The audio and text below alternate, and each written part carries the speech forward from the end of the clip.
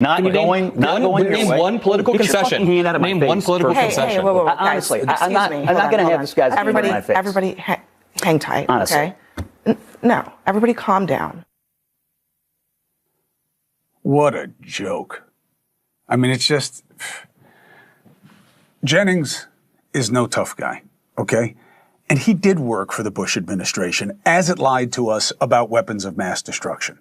So his track record is as stated.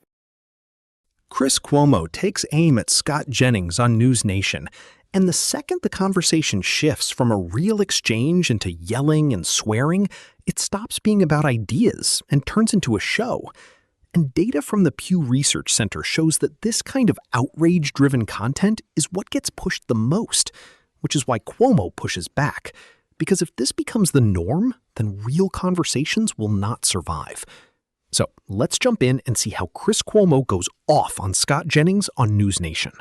This exchange between 48-year-old CNN conservative contributor Scott Jennings and 23-year-old progressive podcaster Adam Mockler is a metaphor for what passes as political debate in the hellscape that we are in.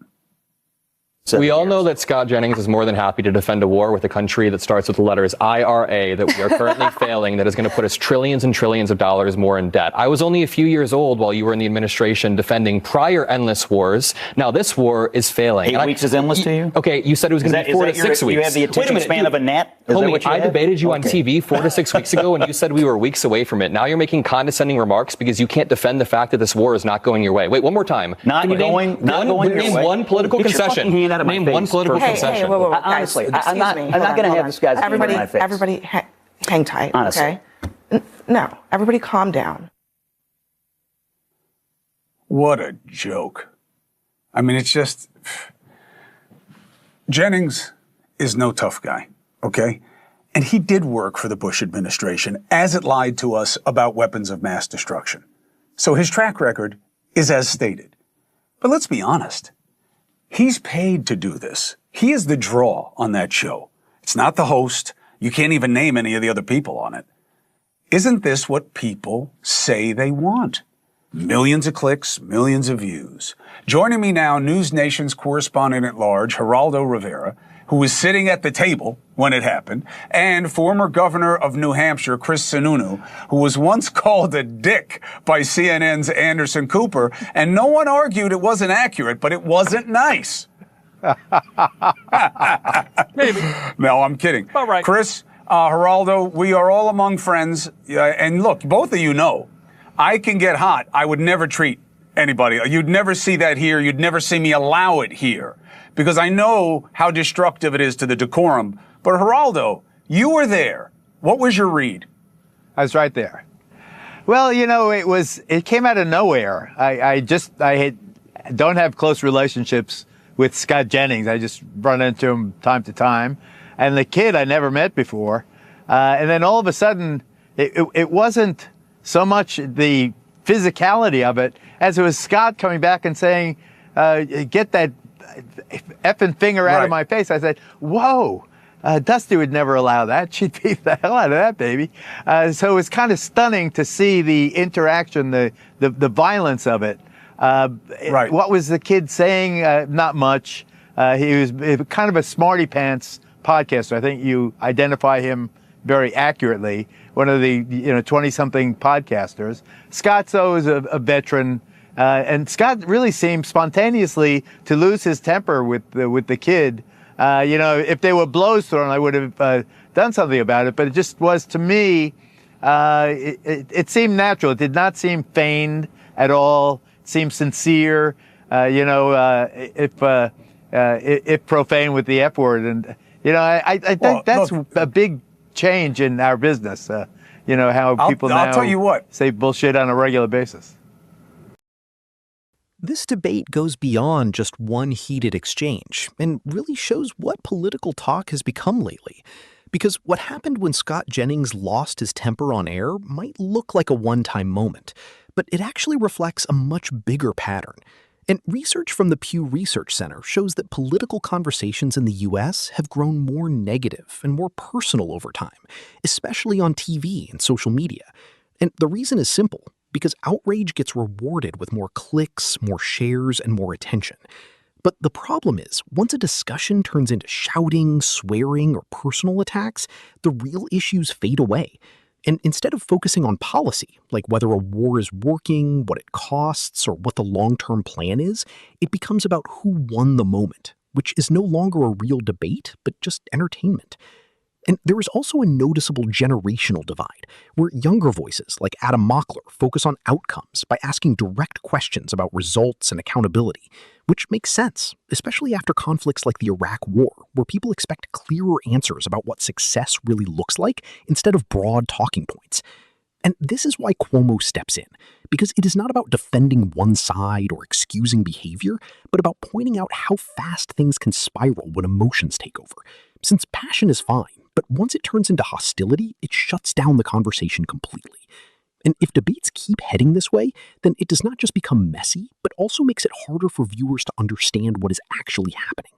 And at the end of the day, we do not need louder arguments, we need better ones. Yeah, look, I mean, the words aren't what have the power. It's the emotions behind them.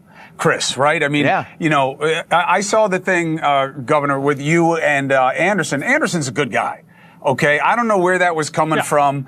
I've never heard him do anything like that before. He apologized. You were really nice about it. Sure. But I also think that Anderson Cooper and Chris Sununu, you are not what they want these days. They want this, okay? This is what the people want on social media, and this is what the algorithms reward.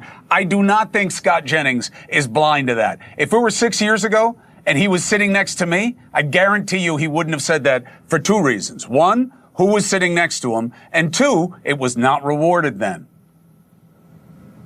Yeah, look, I mean, I like Scott. I think he does a good job on that show for the most part. He's sometimes like 4 against 1, but he lost his cool, and you can't do that. Everyone knows that. He lost his cool. But look, for me, when I saw this, and I think both of you can relate, this is like the epitome of annoying little brother energy. Some 23-year-old kid who's never done anything, just poking and poking and poking. And I know, Chris, you've been there because you've done the poking to Andrew. That's right. And don't tell me, Roald, that you didn't put Craig in a couple headlocks in your damn too, right? Yeah, and he'd hit him. You keep it in the phone. But they would hit him. No, hold on, Chris. But Chris, you're a younger brother too. I got hit. That's right. Geraldo hit and got hit. You got hit.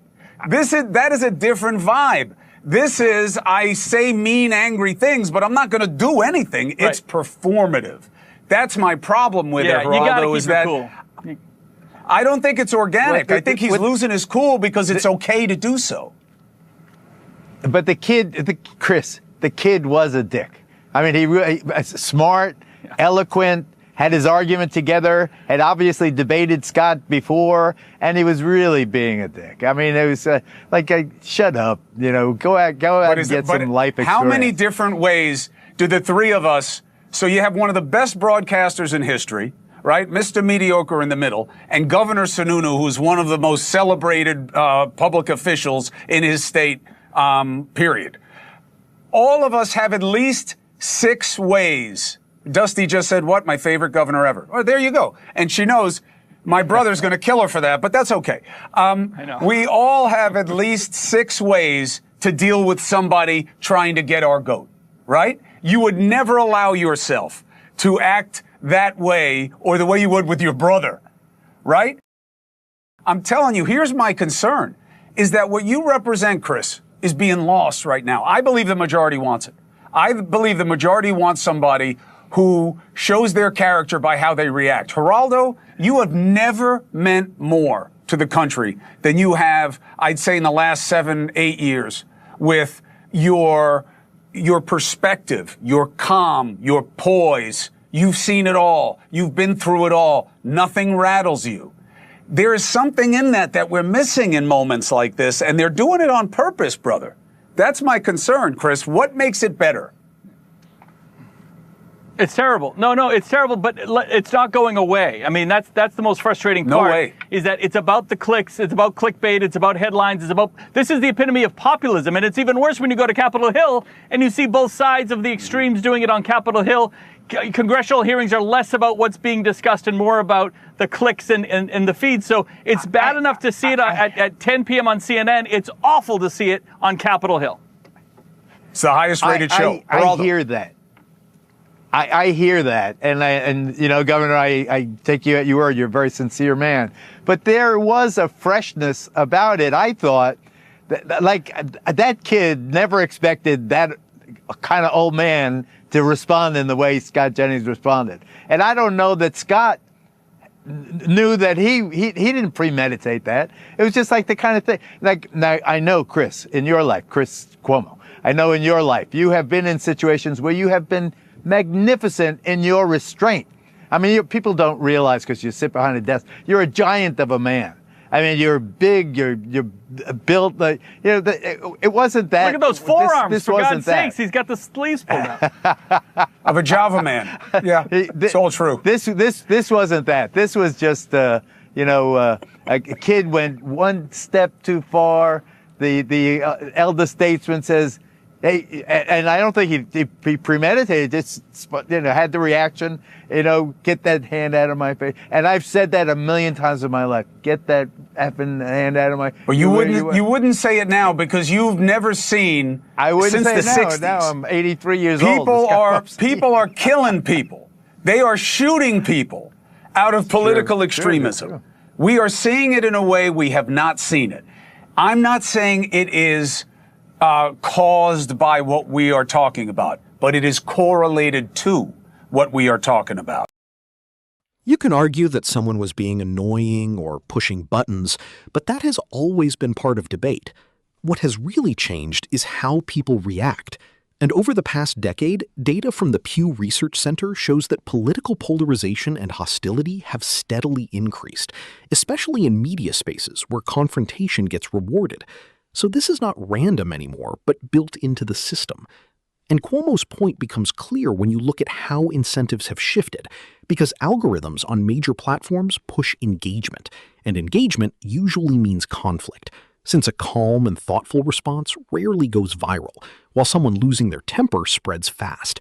Which is why moments like this are happening more often, because they are not just allowed, but rewarded. And there is also a leadership factor, because public figures set the tone, whether they intend to or not. And even during intense disagreements in the past, like debates during the Cold War, there was still an expectation of composure in public settings. Not because people were soft, but because credibility mattered. And the moment someone loses control, they risk losing the argument, even if their point was strong. And the stakes feel higher now, as the Federal Bureau of Investigation has reported increases in politically motivated threats and violence in recent years. Which does not mean one argument causes it, but it does show that the environment plays a role. Because when everything starts to feel like a fight, people begin to treat it that way. And that is why Cuomo's perspective connects, since it is not about forcing debates to be polite all the time, but about understanding that once things turn aggressive, it stops being productive. Because at that point, no one is being persuaded, and it only feeds the same cycle. And if that cycle keeps getting rewarded, then real conversations do not just become harder, they slowly start to disappear.